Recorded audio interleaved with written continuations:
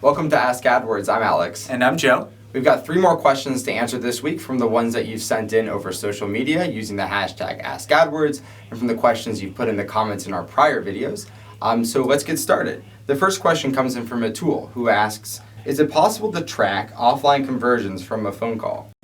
So it really depends on how your business is set up. A lot of businesses that are focused on phone calls, a lot of times you will go fill out a form on the website and then you'll proactively call them. And if you do that, there is a way for you to track that and then import that information into AdWords. However, for your specific question about can you track offline conversions, more or less no, because basically when there's a desired conversion, we can attribute that back to AdWords based on a G-CLID, which is kind of like a name tag that's an identifier of what happened in the past. When there's a phone call, that name tag doesn't actually happen. So we have no way of actually saying, okay, that came from a keyword or an ad group or a campaign, so there won't be any way to do that.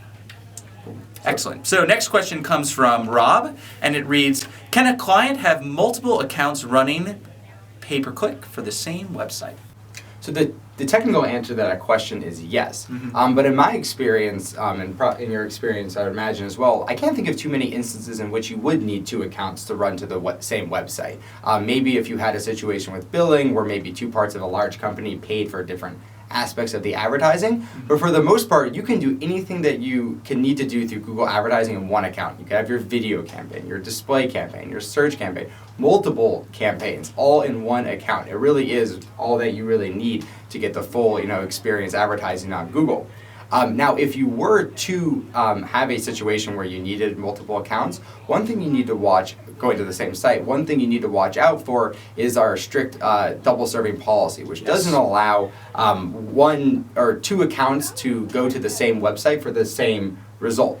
And to give an example, the reason we have this is for the users, and you could imagine that if you went onto Google and you typed in red shoes and you saw all the ads populate and you had 2 ads going to the same site, that wouldn't be the best experience, right, for the user. And so if you are going to have 2 accounts, make sure that they're approaching the advertising from different angles, right, different keywords, different intentions, and you should be fine in that regard. But really, I can't think of too many reasons why you would need 2 accounts for 1 website. Agreed. So let's go down to the final question, which comes in from Ash, who asks, if one keyword is working well and another is not, can the worst performing keyword negatively affect the quality score of the keyword which is working fine? Also, can it affect the overall performance of the campaign?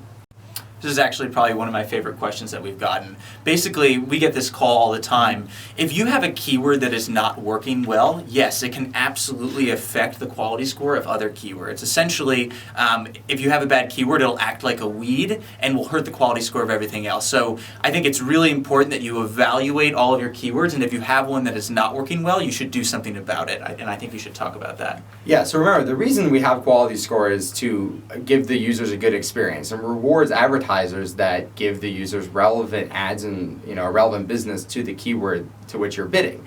So if you have a low quality score on a keyword, it's probably an indication that the users have not been responding very well to the keyword, or they probably won't in the future because the ad isn't relevant or whatever it may be. So there's a couple things you can do. You can pause that keyword, and in theory that budget would probably go to the keywords that have the higher quality score, which would probably be a better result for you as the advertiser.